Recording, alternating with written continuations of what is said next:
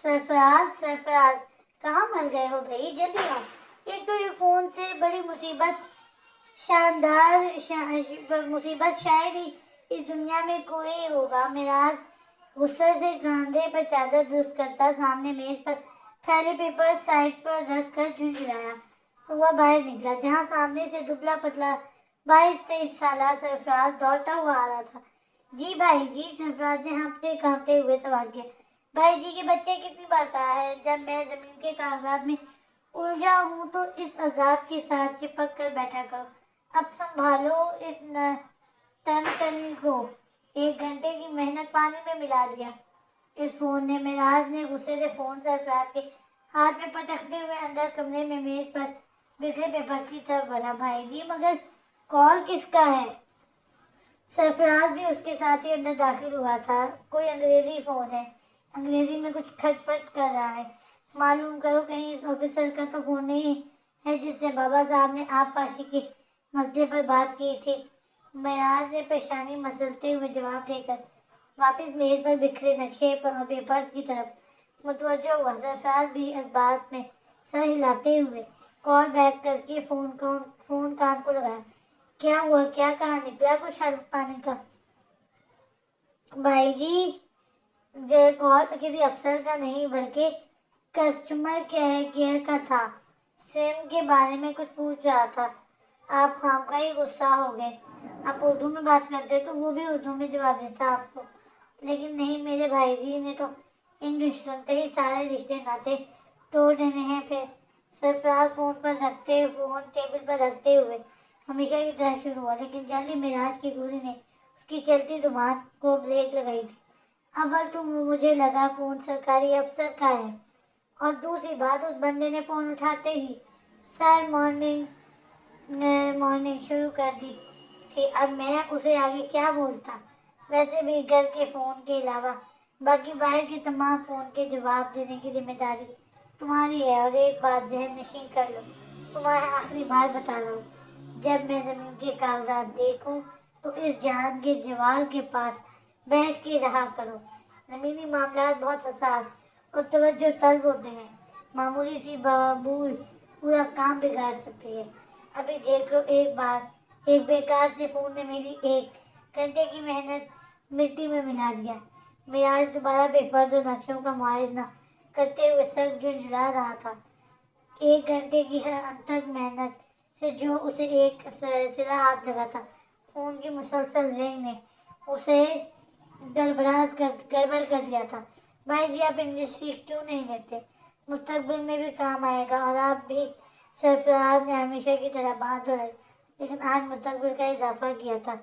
سیکھنا ہوتا تو بچپن میں نہ سیکھ لیتا، اور یہ مستقبل میں کام آنے سے کیا مراد ہے؟ معراج نے کندھے پر چادر درست کرتے ہوئے مصروف انداز میں پوچھا۔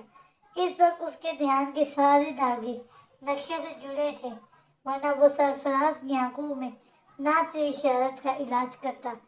مراد صاف ہے جی بابا صاحب، اگر ہمارے لیے شہری فر انگریزی بولنے والی بھابھی لائیں گے تو میرے معراج کی گردن دبوچنے سے سرفراز کی باقی آواز حلق میں رہ گئی تھی۔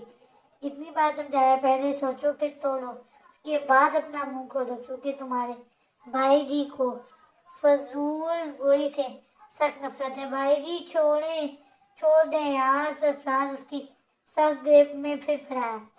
آج معاف کر رہا ہوں، دوبارہ ایسی باتیں نہ ہو ہمارے درمیان۔ میں عام سے گاؤں کا معمولی سا بندہ ہوں، نہ مجھے شہری لوگ پسند ہیں، نہ شہری لوگوں کو میں پسند آؤں گا۔ لیکن بھائی ایسا ہو گیا تو میرا مطلب یہ ناممکن ہے سرفراز، کیونکہ میں سادہ انسان ہوں، مجھے سادے لوگ پسند ہیں۔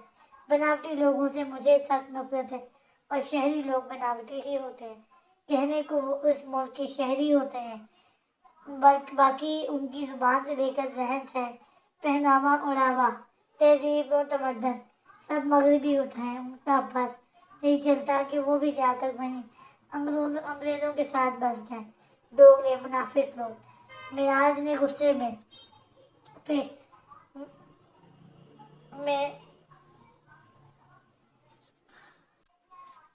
غصے میں پیپرز کی فائل بنا کر ایک سائڈ پر پھینکا۔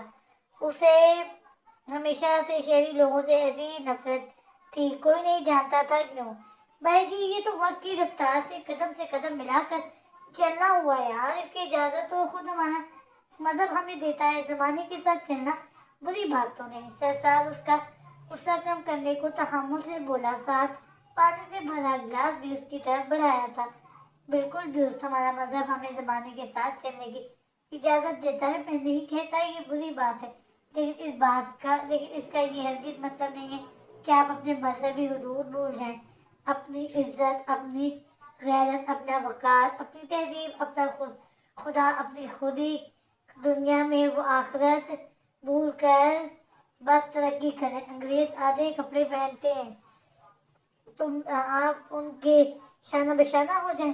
مجھے تو اس بات کا افسوس ہے، ہم نے انگریزوں کو ملک سے نکال کر پھینکا، بدلے میں ہم خود انگریز بن بیٹھے۔ اس سے تو اچھا ہوتا ہم انگریزوں کے غلام ہی رہتے، کم از کم ہمیں ہماری مذہب تہذیب تو یاد رہتی۔ میراج نے گلاس سائڈ پر رکھا، پھر سرفراز کے کندھے پر ہاتھ رکھتے ہوئے گویا ہوا، پتہ ہے جب 2 سال پہلے میں عائشہ کا داخلہ کرانے شہر گیا تھا، وہاں داخلی دروازہ عبور کرتے ہوئے ایک لڑکی پر میری نظر پڑی۔ وہ ایسے لباس میں تھی کہ میں دوبارہ نظر نہیں اٹھا سکا، لیکن دل نے اس وقت شدت سے خواہش کی کہ وہ اپنے ملک، اپنے قوم کی عزت کو اپنے کندھے پر سجی چادر سے ڈھانک دوں۔ لیکن جلد مجھے اپنی یہ سوچ حماقت لگی، کیونکہ وہاں تقریباً ساری بہنوں کو میری چادر کی ضرورت تھی، اور میرے پاس صرف ایک ہی چادر تھی۔ وہ شرمندگی کی بات یہ تھی کہ میری بہنوں نے وہ لباس اپنی چاہت سے چنا تھا۔ میراج اپنا چادر درست کرتے ہوئے افسوس بھرے انداز میں بولا، اور اس سے بھی دکھ کی بات مجھے بعد میں معلوم ہوئی کہ وہ آدھے لباس والی بہنیں پورا لباس شلوار قمیض پہننے والی لڑکیوں کو نہ صرف حقارت بھری نظروں سے دیکھتی ہیں، بلکہ انہیں 17ویں صدی کے گنوار اور دقیانوسی خیالات کے لوگوں کے لقب سے بھی نوازتی ہیں۔ اب بتاؤ کیا تمہارے خیال میں یہ ترقی ہے؟ معراج کے سوال پر سرفراز نے سر جھکایا۔ صحیح تو کہہ رہا تھا وہ، یہ ترقی کا نہیں میرے بھائی، یہ پستی کا سفر ہے، یہ آبادی کا نہیں، یہ میرے بھائی بربادی کا سفر ہے، جو دن بہ دن ہمیں خود سے اور خدا سے دور لے جا رہی ہے۔ یہی وجہ ہے کہ آج ہم مسلمانوں کی دنیا میں 45% آبادی ہونے کے باوجود غیر قوم ہم پر غالب ہے، کیونکہ اب ہم صرف مسلمان ہیں، مومن نہیں۔ ہم نے اپنی عزتوں کو غیر مردوں کی نظروں کی تسکین کا سامان بنا کر سڑکوں پر چھوڑ دیا ہے۔ معراج قلب سے ایک کے ساتھ جذب کے عالم میں بول رہا تھا، اور سرفراز بنا پلکی جھپکائے اسے دیکھ رہا تھا۔ اس کا بھائی جی ایسا ہی تھا، یوں تو غصہ ناک پر ہوتا تھا، جذباتی تو حد سے زیادہ تھا، لیکن جب اپنا نقطۂ نظر سمجھانے پر آتا تو سوال ختم ہو جاتے تھے لوگوں کے۔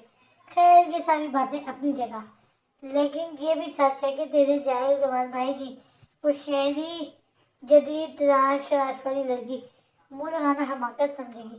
معراج اپنی بات کا اثر ظاہر کرنے کی مقصد سے ہلکے پھلکے انداز میں بولا، جس پر سرفراز نے برا سا منہ بنایا تھا۔ بھائی گوار تو نہ کہیں آپ، اور کوئی بدقسمتی ہوگی جو میرے ہیرے جیسے بھائی کو، پورے گاؤں کے سپر ہیرو بھائی کو اپنی زندگی میں لانے کو حماقت کا نام دے گی۔ سرفراز نے نولوٹے پن سے کہا، ٹھیک ہے میرے شیر، تیری تسلی کے لیے نہیں کہتا، لیکن تیرا بھائی کسی شہری کو اپنے تصور میں نہ لائے، زندگی میں کیا خاک لائے گا۔ معراج کو اس پر ٹوٹ کر پیار آیا تھا، لیکن میں تو چاہتا ہوں میری شہری بھابھی آئے جو میرے بھائی کو انگلش میں کھٹ پٹ کرنا سکھا دے۔ سرفراز بول کر تیر کی تیزی سے وہاں سے نکلا تھا۔ پیچھے سے معراج نے بآواز بلند، لاہور پڑھنا تھا، سین چینج۔ اقصیٰ جلدی کرو یار، ہم پہلے ہی لیٹ ہیں، دیکھو پورا گراؤنڈ خالی نظر آ رہا ہے، مطلب کلاس اسٹارٹ ہو چکی ہے۔ پارکنگ میں گاڑی روکتے ہی سندل کی گھبرائی آواز پر اقصیٰ جی بھر کے بدمزہ ہوئی تھی، پھر سر جھٹک کر اپنے طرف کا ڈور کھولتی گھوم کر سندل کی سائڈ آئی۔ اب 5 سیکنڈ کے اندر یہاں سے دفعہ ہو جاؤ، کہیں تمہاری کلاس نہ چھوٹ جائے۔ میں ڈرائیور کو گاڑی دے کر تمہیں کلاس میں جوائن کرتی ہوں، موڈ نہیں ہے پر مجبوری ہے۔ اکثر نے ڈور کھول کر اسے باہر نکالا تھا۔ نہیں یار، میرا وہ مطلب نہیں تھا۔ سندر کی سیانی، مطلب جو بھی تھا، مطلب جو بھی ہو تم جاؤ۔ ویسے بھی مجھے تو کبھی کبھی شک ہوتا ہے تم نیو یارک سے آئی ہو یا نینی تال سے، اتنی ڈرپوک۔ اکثر نے اپنے ہمیشہ کی لائن دہرائی، نہیں یار تم جاؤ، میں گاڑی لے کر آتی ہوں، ڈرائیور کے آنے میں 5-10 منٹ تو لگے گا، اس بیچ کہیں گلاس میں سونے کے ڈر سے تمہاری موضوع نہ قبض ہو جائے۔ اکثر کی بات پر سندل اس بات میں سارے علاقے جلدی جلدی اندرونی حصے کی طرف بڑھے۔ پھر کچھ ہی دیر میں ڈرائیور آ گیا تھا۔ ڈرائیور کو مدینہ بیگم کے گھر میں لائے بغیر گاڑی گراج لے جانے کی ہدایت کے ساتھ کچھ اور ضروری ہدایات دے کر اکثر بیزاری سے اندرونی حصے کی طرف بڑھی تھی۔ اس نے 10 مرتبہ اکرام صاحب کے ساتھ یونیورسٹی کا دورہ کیا تھا، اس لیے یونیورسٹی کے چپا چپے سے واقف تھی۔ کلاس ڈھونڈنے جیسا کوئی جھنجھٹ ہی نہیں تھا۔ اپنی اسی بے نیازی کے ساتھ چلتے ہوئے وہ کلاس تک پہنچ چکی تھی اور اندر نظر ڈالتے ہی ڈائٹ پر براؤن پینٹ پر براؤن کوٹ پہنے اپنی طرف پیٹھ کیے کھڑے لمبے چوڑے وجود کو دیکھ کر اقصیٰ کا حلق تک کڑوا ہوا۔ اسے ہمیشہ سے لمبے لوگ زہر لگتے تھے۔ اب کے ساون میں یہ شرارت ہمارے ساتھ ہوئی، ہمارا گھر چھوڑ کر سارے شہر میں برسات ہوئی۔ مجھے تو لگتا ہے ایک مجھے چھوڑ کر اس دنیا کی ساری عوام تاریخ کے درخت کو چیلنج کرنے کے لیے پیدا ہوئی ہے۔ حاضر مطلب کیا کرنا ہے اتنا لمبا ہو کر انہیں؟ کیسے اونٹ زراف کی طرح نظر آتے ہیں؟ اکثر اپنی عادت سے مجبور شیر پھٹتے ہوئے بڑبڑائی جب ڈائس پر جلوہ افروز شخصیت نے اپنے چہرے مبارک کا رخ اقصیٰ کی طرف کیا اور پھر بودھی شریف کا دیدار ہوتے ہی اقصیٰ نے ایک بڑی سی چیخ ماری تھی۔ جعلی پروفیسر! اقصیٰ کی آواز اس حد تک اونچی تھی کہ نعمان سے دراب کی طرف متوجہ پوری کی پوری کلاس کی گردن کسی روبوٹ کی طرح دروازے کی طرف گھومی تھی۔ سندر جو دراب کو پروفیسر کی حیثیت سے اپنے سامنے دیکھ کر کب سے ہراساں بیٹھی تھی، اقصیٰ کی چیخ نما آواز پر نیچے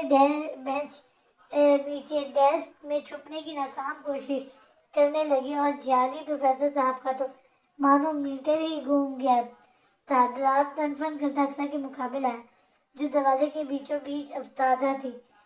ابھی تک آنکھوں میں ڈھیروں بے یقینی تھی، اسے دیکھ کم گور زیادہ رہی تھی۔ آپ کو تمیز نہیں ہے؟ دراب دھیمی آواز میں گرایا۔ آپ کے پاس اصلی سرٹیفکیٹ ہے؟ اقصیٰ کا الٹا ہی سوال تھا جس پر دراب کے غصہ 7ویں آسمان کو چھونے لگا تھا۔ نہیں، میں یہاں سبزی بیچ رہا ہوں، دراب دانت چبا کر بولا۔ واہ، آپ کا سائڈ بزنس بھی ہے؟ اقصیٰ کو دراب کے غصے سے سرخ چہرہ دیکھ کر مزہ آیا۔ ویسے